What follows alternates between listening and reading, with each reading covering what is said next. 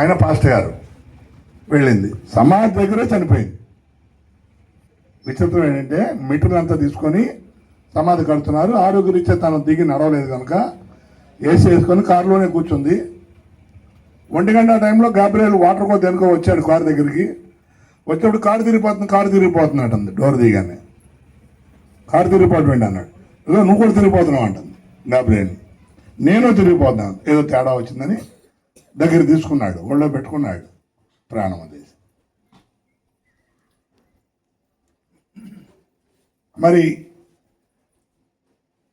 ఆ బిడ్డ ఒక్కగానొక్క కూతురు, పరిమళ కూతురు, తల్లి కోమాలో ఉన్న టైంలో 10th ఫస్ట్ క్లాస్లో పాస్ అయింది. తనకు తెలియదు సార్ కూతురు పాస్ అయినట్టు కూడా, ఆరోగ్య పరిస్థితి అది. ఇంటర్మీడియట్ కూడా మా అందరూ అంచనాలను మించి చక్కగా చదువుకుంది, చాలా ధైర్యంగా. ఇప్పుడు పరీక్ష ఎవరికి పెట్టాడు దేవుడు? ఆ బిడ్డకు పెట్టాడు. వృద్ధాప్యం ఉన్న తల్లి, సహచరంగా పుట్టిన చెల్లెలు,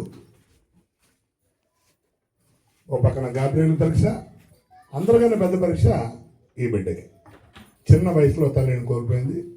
మరి ఇక్కడ హాజరైన వారు అందరూ కూడా అనునిత్యం మీ కుటుంబ ప్రార్థనలో ఆ బిడ్డ కోసం గుర్తు చేసుకోండి. తప్పకుండా దేవుడు నీకు అండగా ఉంటాడు, సంఘం అండగా ఉంటుంది. జీవన్ గారు ఆల్ ఇండియా పాస్టర్స్ ఫెడరేషన్కి చైర్మన్గా ఉన్నారు, కార్యదర్శిగాను అందరూ. అలాగే మీ చిన్న తాతగారు ఉన్నారు, తాతగారు తమ్ముడు. చాలా నిన్న నుంచి చూస్తున్నావు కదా, నిన్న మీరు అక్కడ ఉన్నప్పటి నుంచి ఇక్కడ ప్రశాంత్, ఈ తాతగారు, మేము అందరం అన్ని పనులు ఏర్పాట్లు చేస్తే మీరు వచ్చేటప్పటికి అన్ని ఇక్కడ రెడీగా ఉన్నాయి.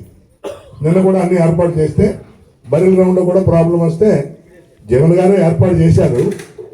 అన్న ఒక మాట మీరు చెప్పండి అంటే నేను ఫోన్ చేసి ఇమీడియట్గా తవ్వు, నేను తహసీల్దార్ మాట్లాడదంటే టగడాగా తవ్వడం మొదలైంది. మళ్ళీ జీవన్ గారు ఫోన్ చేసి అయ్యా మీరు చెప్పారు కదా చేస్తున్నాం కదా, మళ్ళీ ఎంఆర్ఓ గారితో ఫోన్ చేయించారండి. అలా జరగాలి, కార్యక్రమాలు జరిగితే అందరూ నీకు అండగా ఉంటాం, సంఘం ఉంటుంది, అందరికన్నా ఎక్కువ దేవుడు ఉంటాడు. దేవుడి మీద భారంతో ఉన్నతమైన స్థితికి వెళ్ళాలని కోరుకుంటూ నాకు ఇచ్చిన అవకాశాన్ని